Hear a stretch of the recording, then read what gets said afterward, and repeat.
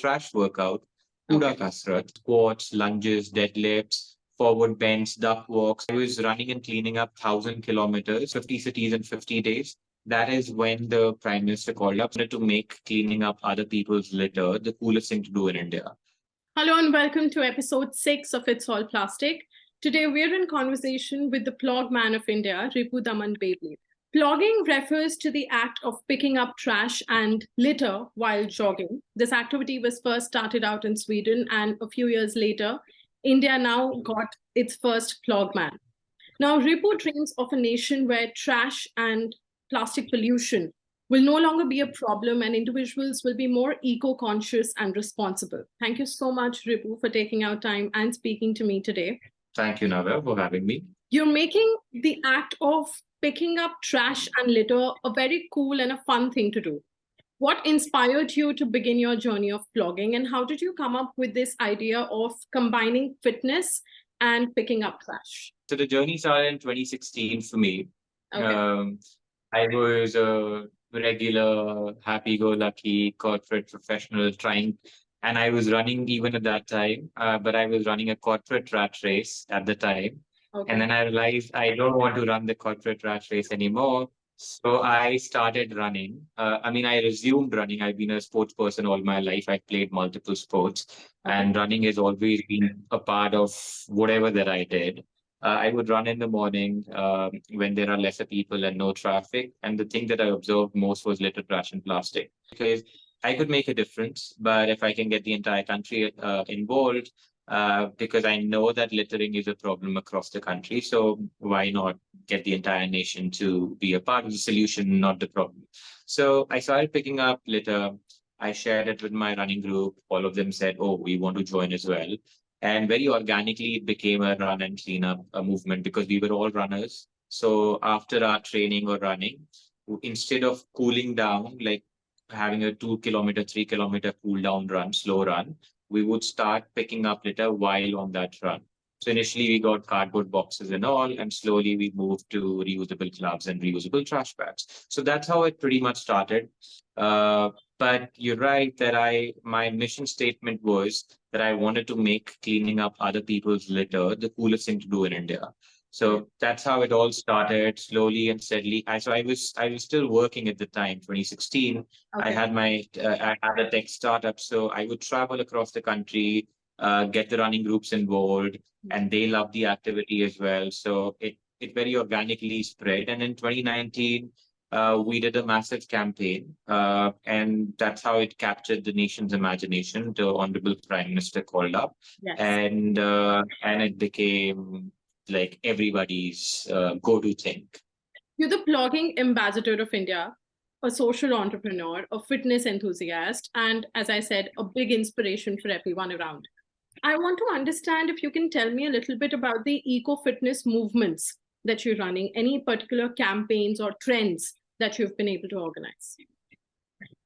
Yeah, so plogging, like you mentioned, is like the act of picking up litter while jogging. Yeah. Now, unfortunately, and I'm putting it out very candidly, that when we were running and picking up litter, we didn't get to run a lot because there's so much of litter around us. So I thought we're not able to run. So let's make it something which is more holistic and more realistic for India. So now we call it the trash workout, Kuda Kasrat. And we are doing squats, lunges, deadlifts, forward bends, duck walks, which things that kids absolutely love. Kids, teenager, youth, everybody just loves the activity. Okay, I'm working out on my health and I'm saving the environment as well. Double whammy. You just feel great about yourself. And the other philosophy that I truly believe in, or the entire movement is centered around, is the fact that when you bend down to pick up somebody else's litter, you will not litter again. And that's where our sustainability journey begins, right? Yeah.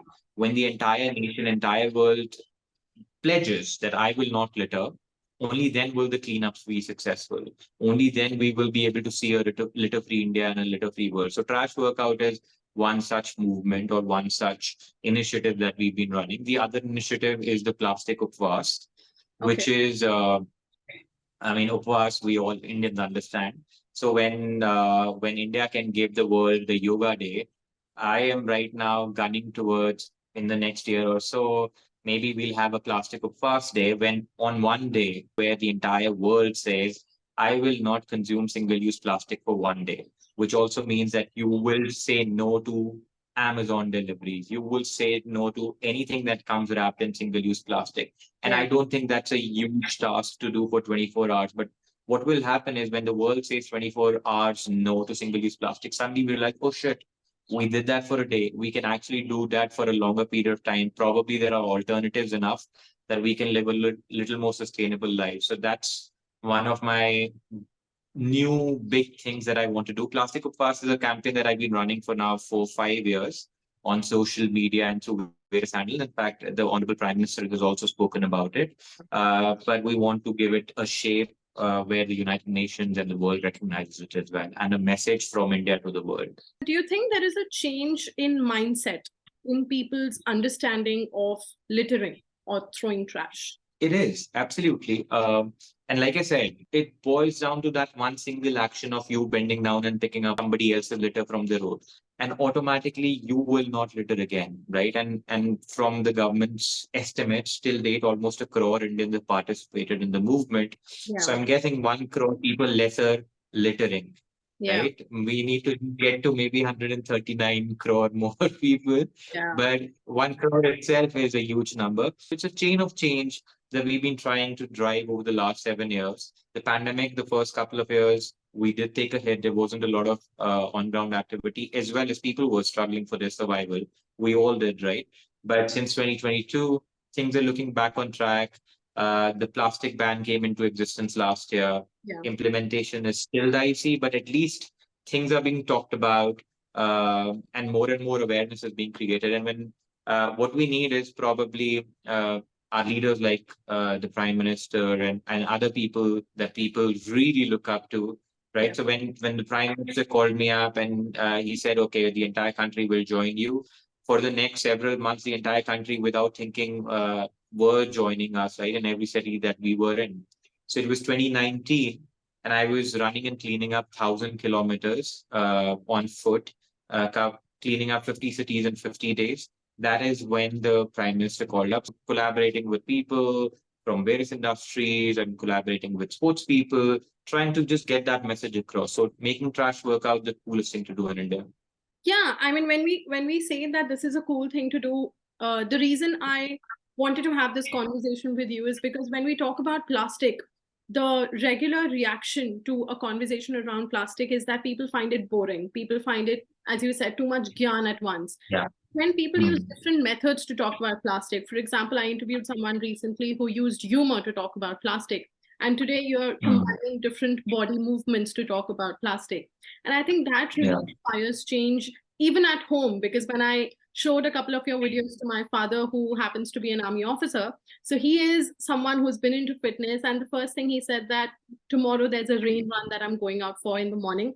I'll try something like this. So that's how you inspire change. I think that's brilliant. And you have done some, I think, 600 odd cleanups in 100 cities. What are some of the most common types of plastics or waste or trash material that you've encountered? And what happens to this waste after it is collected? Where does it go? Okay, so I mean, we're now going to the boring part of what kind of waste items do we get.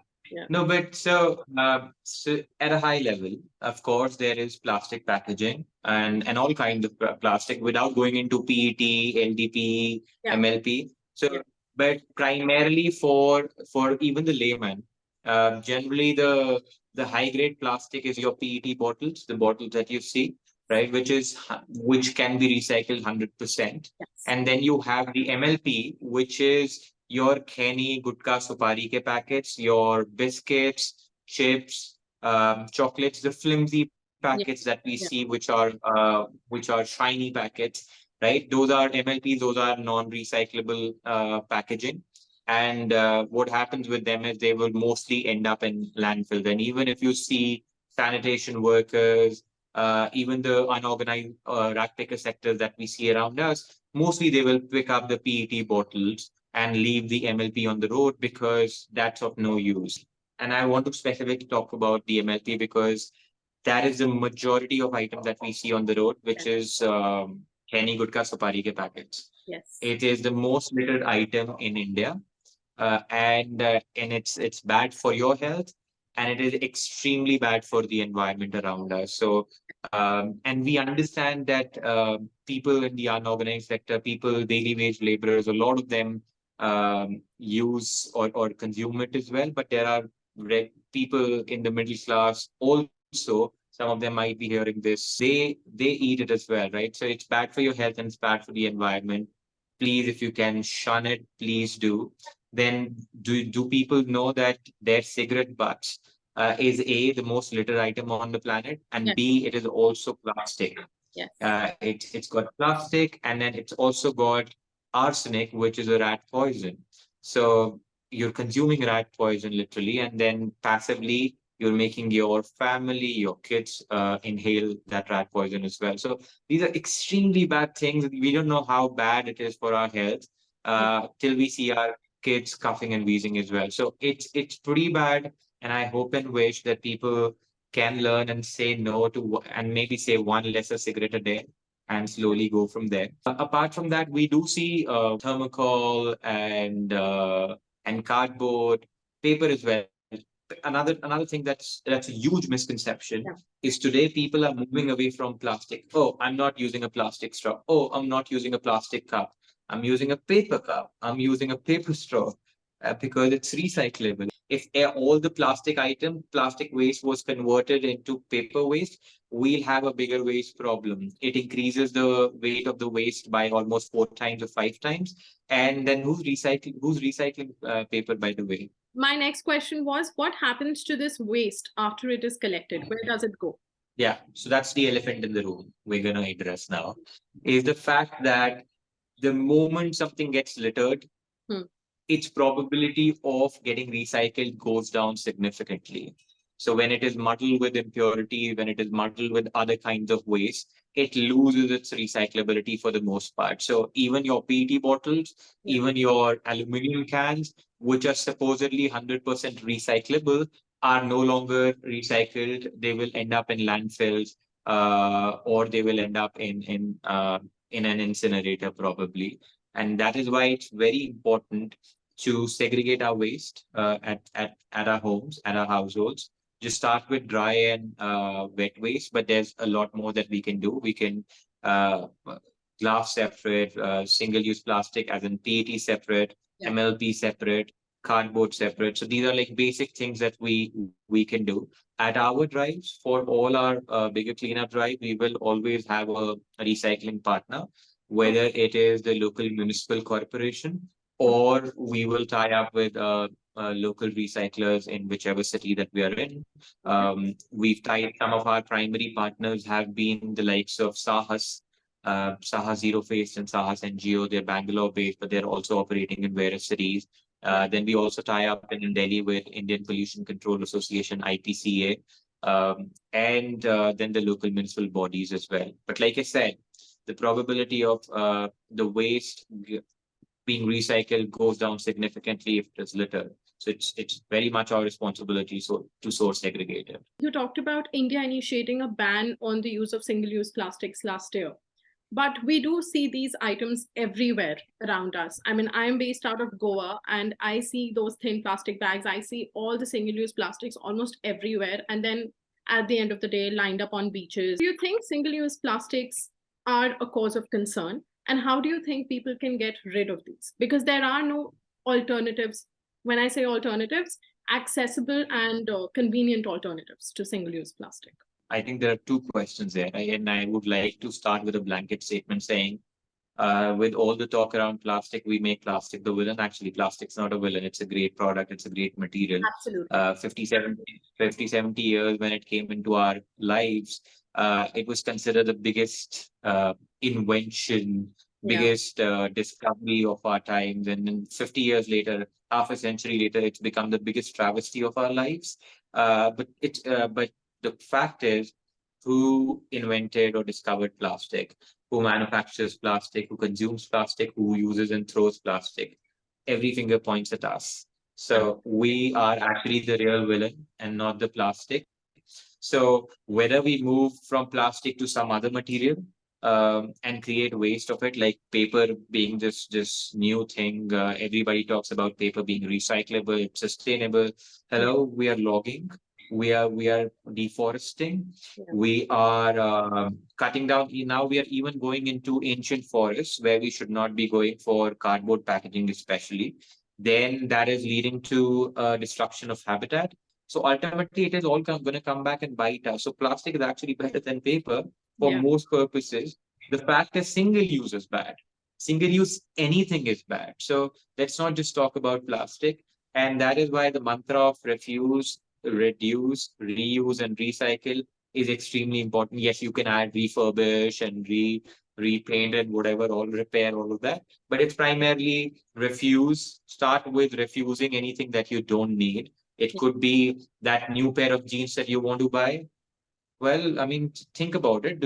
Are you okay with not buying it for another 6 months? The more chances are 99% of the time the answer is a yes. Yeah. And 6 months later, you might not even want to buy it anymore, Yeah. right? Then there is reduce. Whatever that you can't refuse, see if you can reduce it. Social media trends and what you see on the TV today, that you should move away from your existing packaging or your existing bowls that you have in the kitchen. Tupperware still works. If it is working for it, if it has worked for you, it will continue to work for you another 10, 15, 20 years. So keep reusing those boxes. Don't throw them away and show me a bright, like a new shelf of glass containers and say, okay, I'm sustainable now. Hey, what about that Tupperware that could have survived another 15, 20 years? That's sustainable. So reuse everything that you have. And if you can't do anything about it, then try to recycle, and that will only happen when you source segregate. Absolutely. Absolutely. I think wonderfully explained. And this is exactly the kind of clarity and awareness that people right now need in this complex debate about shunning plastic. I also want to know, how would you describe your relationship with the environment as an eco-conscious citizen? The way we are today, Yeah. we'd like to box people in, give them like titles. Like, for example, supposedly an environmentalist Yeah. or a social activist. Yeah. I am not, I'm a nobody. I'm just a normal, simple guy trying to live in harmony and just being mindful. And I know that I love the nature. And so whenever I'm traveling, let's say I'm going to Kasol, I'm going to Manali, I'm going to Nainital or anywhere for that matter, if I enjoy that place, I ensure that somebody after me will come and also enjoy that place. That's all that I'm trying to do. I try to leave the place cleaner than I find it. I try to leave the place better than I find it. That's all that I try to do. I enjoy it, and then I ensure that I don't leave my carbon footprints. I just leave my footprints there. Wonderfully put. As the Plogman of India, what do you think the future looks like? What is it that you want to achieve in the coming few years? And what is it that you want the country to achieve in the coming few years in this fight against trash, littering, and plastic waste? Um, to answer that question, I'll give you an example of what we did at the beginning of this year. Yeah. So this year I was also named the face of plastic free Delhi. There was a campaign called 100 Days to Beat Plastic. And that's, I know those are jargons, but whatever rocks your boat, whatever that we can do to actually make that happen, right? Now, 100 Days to Beat Plastic is not something that's going to happen. And like I said, plastic is not the real villain here. The single use mindset that we have is the real villain. During those 100 days, we organized cleanup drives in every ward. Delhi has about 250 wards, where about 1.2 crore people are living. We organize market awareness drive. We got the market associations. We got the RWAs, the resident welfare associations involved. We got the schools involved. So we pretty much touched every spectrum of the society. Not just with cleanup drives, but also awareness within schools, colleges, and institutes as well. But we said we're trying to raise awareness, but what's the tangible result? Yeah. Where's what do we show at the end of it? So we said, okay, every ward, pick up one dump, illegal dump that you see in your ward, and we want to clean that dump, and we need to put a before and after so that we can show the people that look, we as the authority or as the governing body, we've taken this step, we've taken this initiative, but we want your support as well. And I believe people follow your actions, not your words. So this was our way of saying, look, we've acted, but we now need your support as well. So once that dump was clean, we've seen that people have not gone back to that dump or not gone back to littering that place again. So that's the kind of impact that we've tried to create. And we want to do this in every district of the country. So India has about 770 districts. My goal is that in the next 24 months, we will have one eco-fitness community driven by locals in every district at least. And I'm talking about just one at least. So that by the end of the next 2 years, maybe 800 communities across the country, which are acting as like a bridge between the citizens and the authorities, right? Generally, because what happens is people will finger point, oh, we pay the taxes, Sarkar doesn't do anything. But those are the same people who sit in their car, eat a banana and throw the peel out, eat a chocolate and throw the wrapper out, right? So we want to ensure that people and the governing bodies are working together. That's how we will create a change. And I want to see India litter free. That's my ultimate goal. I'm hoping that by the end of my lifetime, we'll see that happen. I hope we do see that happen. In the end, I'd like to know what is your piece of advice to people who want to start their eco-conscious lifestyle and also people who want to join you on this journey of blogging. I'll be doing a Delhi to Bombay yatra, like a foot walk come run. So 1400 kilometers on foot with that message of plastic of us. So which means that during that campaign, I will be generating zero waste. And I've been trying to, no, zero waste is a myth. But what we're trying to do is whatever that we can refuse, we just refuse. So when you're on the road, so instead of the chocolates, chips, biscuits that you easily get on the road, we'll only eat at dhabas. We'll say no to any single-use plastic. We'll only eat at restaurants, if not dhabas. We can, yes, because I've done this in 2019 as well. That's what we did at that time. Also, that we weren't having any sort of packaging. We were carrying our own mugs, chai mugs, coffee mugs. We were carrying our own cutlery, straws, plates, and saying no to anything that we get on the road, which can't be reused. So that's what I'm going to do, and hopefully that'll again re-energize in a way that it captures nation's imagination. The work that you're doing is brilliant. Why I say that is because there are these big terms that we hear every day, be it sustainable or zero waste, as you said, and people are confused. People are scared as to where to start from and, what do they really have to do to achieve that specific goal that, everybody has set. But I think somebody like you is encouraging people to incorporate these habits as an everyday lifestyle. And something like plogging and getting up, going out for a run or a walk and, just picking up litter around your homes. I think it's brilliant. And I wish you all the best. And I hope we have a lot of, people like you in the country join you. And together we make India litter free and a clean country.